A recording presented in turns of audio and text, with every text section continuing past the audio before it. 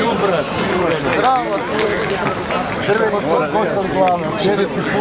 Ostavine jedne nevjerničke. Trebalo vas je 91. poskidati. Sve vas je trebalo 91. Ovako je trebalo 91. Možete paliti svijeću Tuđmanu svaki dan. Svaki dan Tuđmanu palite svijeću što vas nije dao da vas se pobije. Sram vas može biti. Gama djeda. Pogledaj se na kaj gledaš, kaj ti su tona. Nijedan od vas nema sređenu familiju, nijedan nema obitelj. Svi ste sa dna društva ste došli tu, u rupama ste bili do neki dan. U rupama ste bili do neki dan i sad ste izmizali van. Sram vas može biti. I sad ste u rupama, pa sram vas može biti. Sram vas može biti. Ajde, gledaj. Gamad jedna, da gamad jedna. Najobičnija gamad. Protiv Hrvata, protiv crkve, za abortuse ste, za sve zlo ste vi. A ti si, dragi, još u pelena. Ma ti si... Daj, baba. Stiž baba. 200 kuna ste dobili od Vesne Pustići i Milanovića. Danas ima biti sramota to što sam ti uradio. Šta, i koji su bili i otaci vas. Sram te može biti. Sram te može biti. Jel imaš familiju? Jel te nije sram svome djetetu pogledati u oči i reći sram bi vas bilo tako. Kak ti reagiraš, majmune jedan jebate? Majmune jedan, pa stvarno.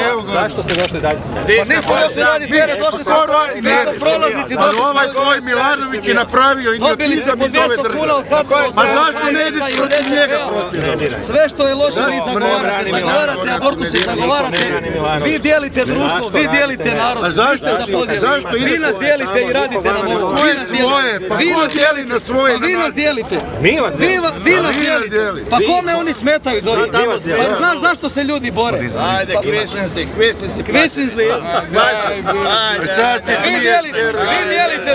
Vi dijelite društvo, vi radite podjele. Vi ste, sad ću ti ja reći, ja imam informacije iz prve ruke. Vi imate naputke. Vas je trebalo 91. polako i dobro ste... Pa ne bi trebalo. Odakle ste informacije iz prve ruke? Nije bitno od kuda bi, ali imate naputke, dobili ste dobre novce da napravite ovaj podjel, da napravite ovdje nered, da izazovete te jadne ljude tamo, sram vas može biti. Sram vas može biti. Ko je ova Teršelica i ove idiotarije koji su se skrivali? Pa ko je ona? Pa ko je ova? Ova krezuba pa Betine srame može biti. Da smo mi narod, da mi vladamo. To je način. Pa je li način da vi branitelji zovete šatoraši? Ko je šatoraš? Je li način da vi branitelji zovete šatoraši? Branitelje koji su ti dupe spasili jebote, pa ti njih zoveš šatoraši. Čovjeka... Lažni branitelj si koji onaj Erceg što je sa Ratkom Mladićem se okolo nas ispala po Kninu.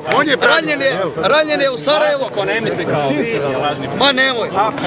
Ako ne misli kao vi, šta je on? Erceg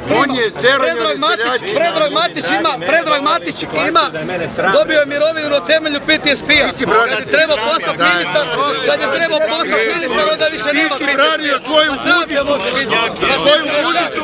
Ti si bio inženjer i tamo bio. Kaj se nije sram? Čuo si neka skladišta u Samoboru.